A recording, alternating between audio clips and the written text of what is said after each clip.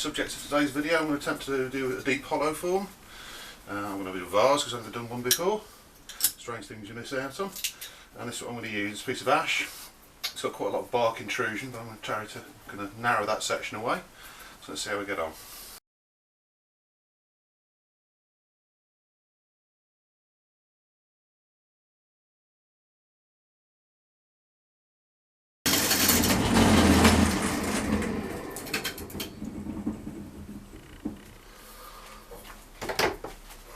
Slightly worrying moment there, but that was just it shaking a little loose from the drive spur.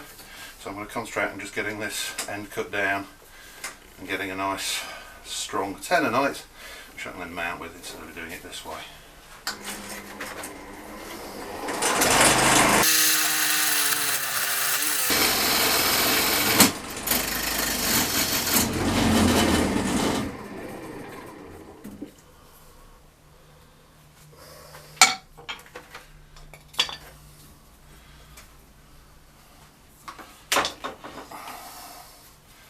Right, so I'm trying to change the drive spur over because that one seems to be just cutting its way in. So this is the usual one used for hardwood, but this hand grain seems to be a bit soft. So let's try something a little different.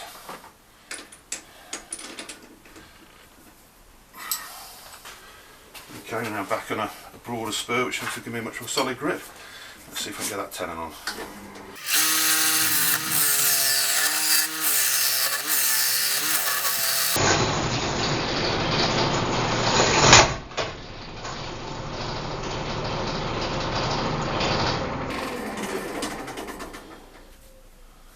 Nasty catch there, and that's made a complete mess of everything. Onwards and upwards.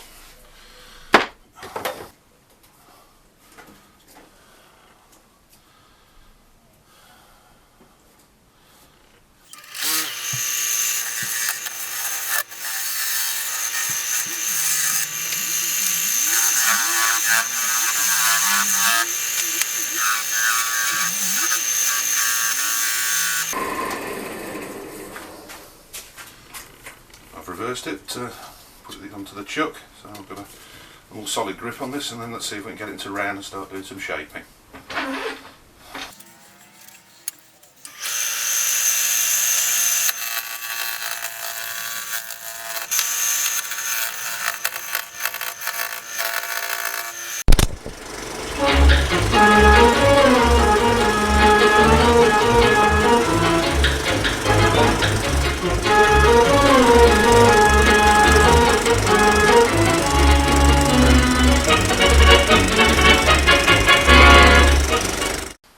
So where are we?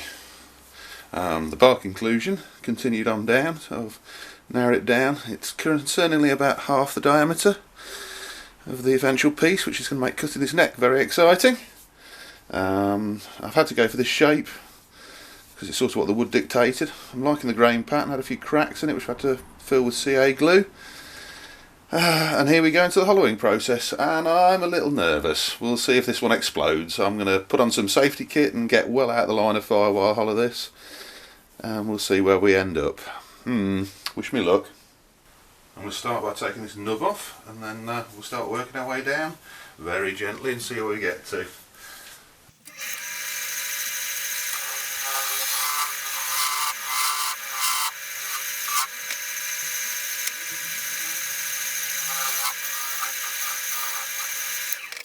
Right, I think the best thing I can do at this point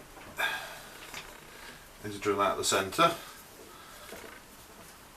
and reduce some of the turning I've got to do. It'll also give me a chance to see where I'm at and keep all the pressure down the vessel rather than pushing it sideways. Let's see how I get on, nice and slow.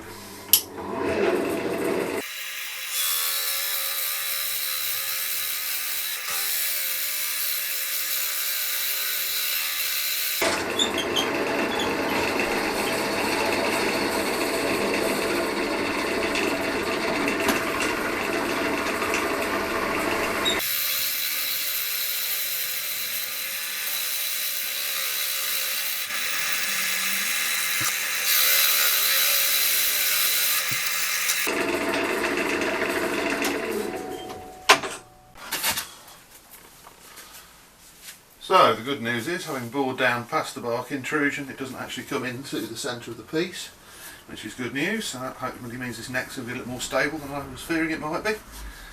And I've gone down as far as I can with the force and a bit. I think now is the moment to start hollowing out with the tools and see where we get to.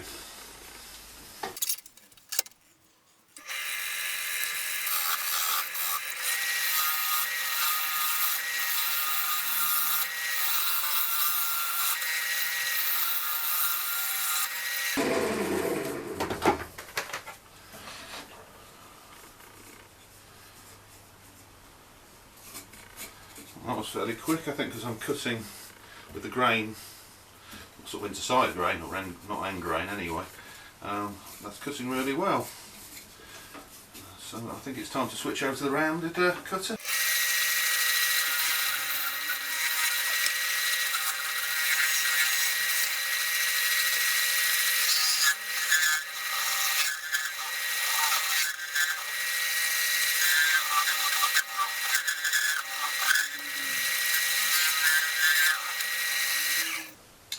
As I've widened the neck out, I can now get the force and a bit a little deeper into it, which I think I'll do. Started to establish the shoulder just inside the neck there and widen out again, but I think the hole in the middle will help.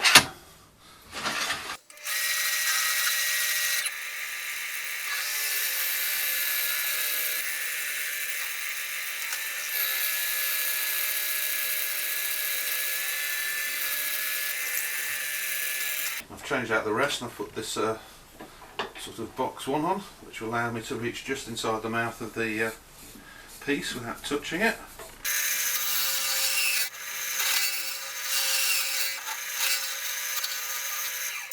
I don't have an airline, but I've come up with this high-tech solution for getting the sawdust out the middle. Obviously it's got to be green or it doesn't work.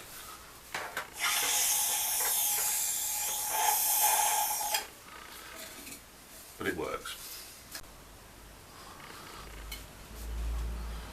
Right, I'm just going to work in under the neck now and try and widen this area out internally and see where we get to.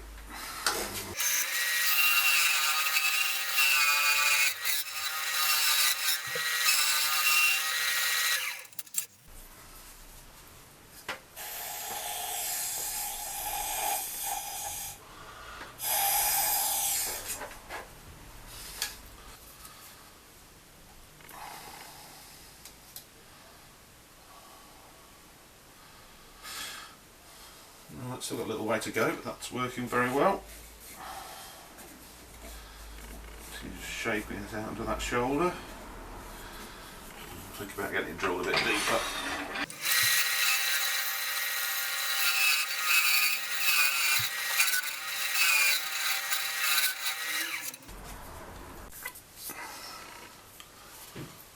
I'm deliberately leaving a little fat under the bark extrusion there, just so I don't cut into that. That'll be the last thing I trim up. Just about getting there on the thickness now. I'm just going to work that down, work on the bottom, and then I think we're there.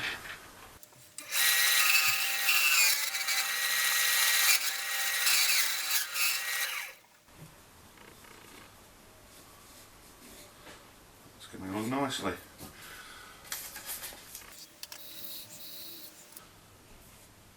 One of the main difficulties here is actually when you're working, I'm working completely blind and trusting on feel. My experience with the tool, which at the moment is relatively slim, but actually I'm pleased with the results we're getting.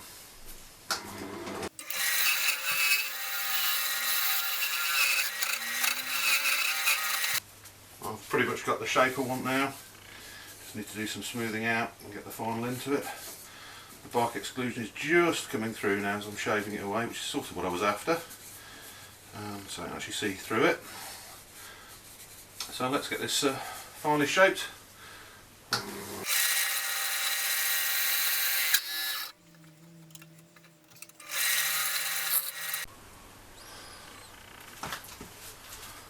so I'm going to try and quit while I'm ahead here. I think that's one of the arts of knowing when to stop. I've got a nice wall thickness there. I'm just going to bring the wall thickness down inside now. Very, very carefully, because this bark extrusion is quite significant and going through. And just see if I can get the final shape on it.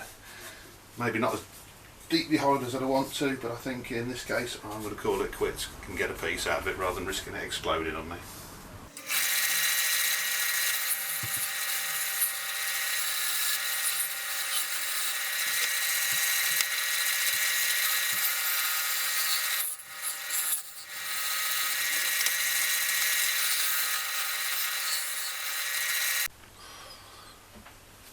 Well, it went better than I thought.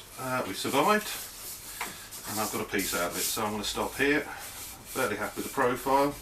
Bit of practice, I'm sure I can do better. And I think that's reached a point that I'm not prepared to risk it any further. I've got a nice piece out of it, and I think I'm just going to sand that up and finish it.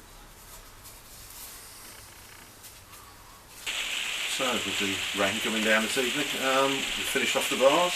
The first attempt at using the carbide cutters for hollowing. I'm very pleased with what we ended up with. Considering we've got bark intrusion halfway around the neck there, we've managed not to snap it off. It was a tough pick to practice on. The ash was very hard, but generally I'm very pleased with the end result. And I think those carbide cutters will be making a regular visit for hollowing tools, particularly in my forthcoming projects. Anyway, I hope you liked the piece. Hope you enjoyed the video. I'll see you on the next one.